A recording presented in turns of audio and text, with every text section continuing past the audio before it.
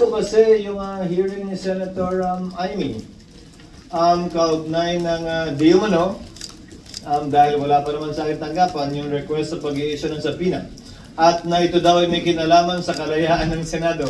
Nais ko sabihin, ang pagiging malaya ng Senado ay hindi pinapatunayan sa kada isang insidente kaugnay ng kagustuhan ng isang miyembro.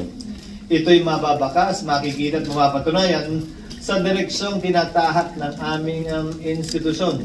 Nasabi ko na kanina, at alam na rin niyo yun, na dahil sa pag-invoke ng executive privilege na sang-ayon sa mga naging desisyon ng Korte Suprema, ay minabuti ko na ito'y i-refer sa legal ng Senado para sa gayon ay matiyak na ang aming gagawing hakbang ay hindi makakadagdag ng gulo at hindi maglilikha ng constitutional crisis.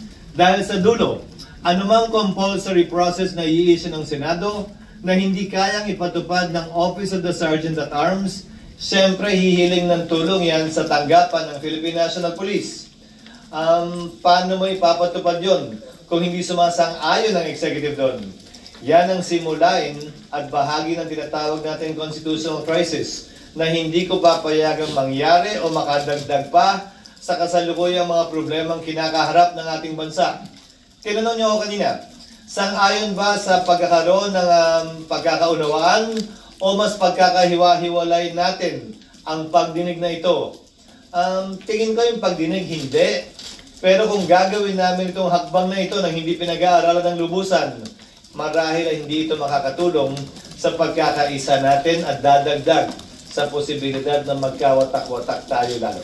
So, hindi nyo pipirmahan yung Iintayin ko muna yung legal, pero ayokong inaakusahan ng Senado na hindi nagiging patas, depende kung pipirma o hindi. Hindi nakabase yun doon. Gagawin ko pa rin palagi kung anong tama at naaayon sa batas. At hindi kung ano ang pangailangan o kagustuhan ng isa o ilang miyembro. So wala pa rin, sir,